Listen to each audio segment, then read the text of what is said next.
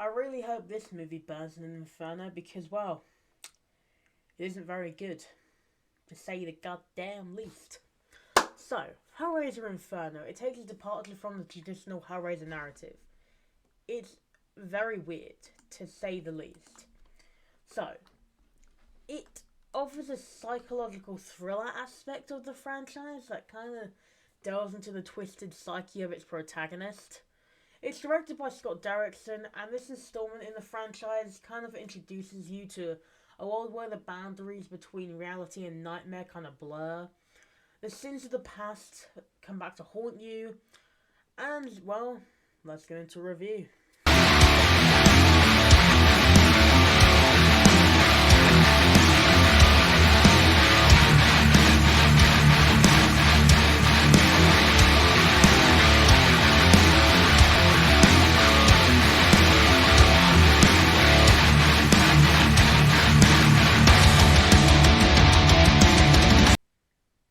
The film follows the story of Joseph Thorne, played by Craig Sheffer, who apparently is in something else, but I can't remember what.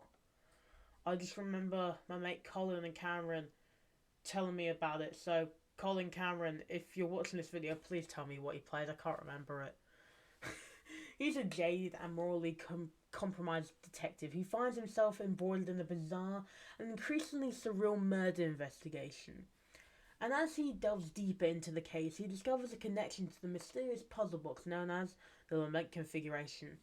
Basically, he cheated on his wife with this random woman, took her back to a hotel room, or I guess a motel room, sleazy guy, and then, well, after they did the deed, stuck the sausage in the donut, I'm trying to think of other ways to say sex, but I can't, so I'm just going to go with that. But, once they had sex, they basically just, he went to the bathroom to, I don't know, wash off, and then, he comes back and she's dead. Simple enough.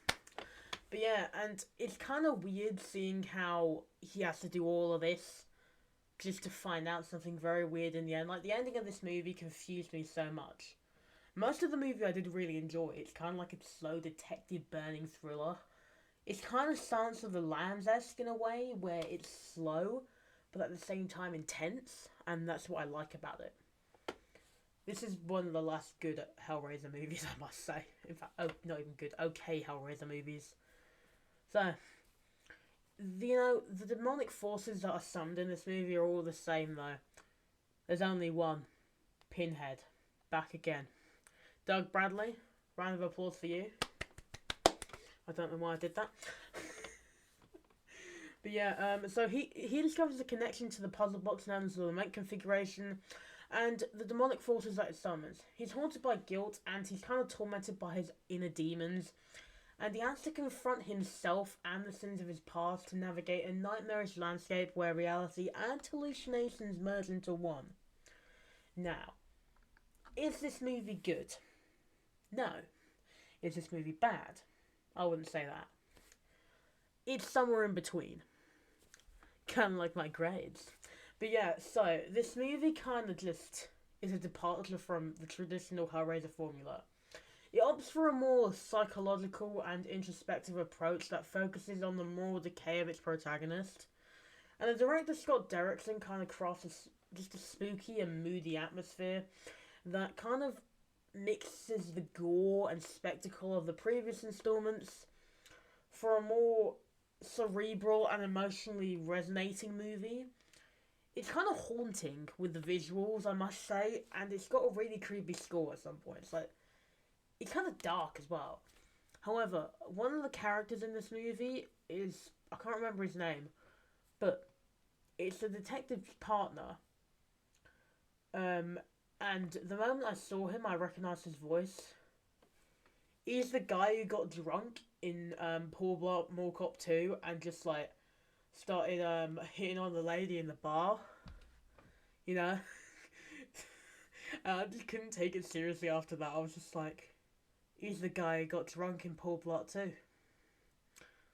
Cool. It's kind of like Sparrow from the Book of Saw. I couldn't take Chris Rock seriously because all I could think of was him singing Move It from Madagascar 3.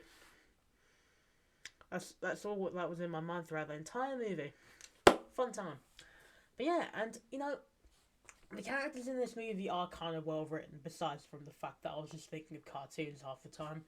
And there's kind of this mysterious figure known as the Engineer. And this character you only learn the identity of at the end of the movie, and it still doesn't make much sense. Like, I'm still confused about it, but I won't get into it in this video just for spoiler purposes. However, Craig Sheffer definitely delivers a compelling performance as Joseph Thorne. He captures the character's gradual decline in like mental stability, and he does it with nuance and intensity, and he kind of like just gives him a lot of like readiness of the world, like awareness and self-loathing, that it kind of makes you sympathetic towards him, but at the same time you don't like him because, well, for one, he has a daughter and a wife who he's literally cheating on. Well, not his daughter. He's cheating on his wife. But like, he's just a scumbag.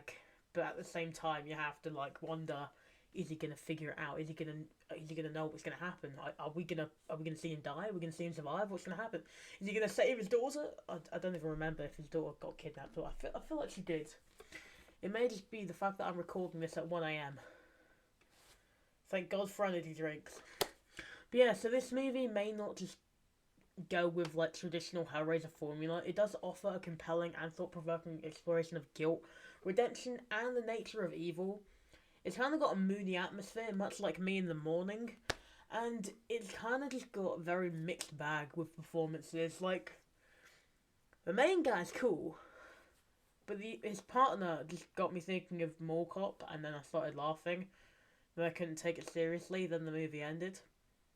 And I had to watch it again and still can't remember half of it, because it isn't that good. Scott Derrickson thankfully went on to better works after this, such as Doctor Strange, Sinister, and The Black Phone. Good movies, except Doctor Strange, that one's a bit weird. I'm not saying it's bad, I'm just saying it's a bit weird. But yeah, so ultimately, this movie's very odd. If you guys have seen it, do let me know in the comments below. If you haven't seen it, I don't really recommend it.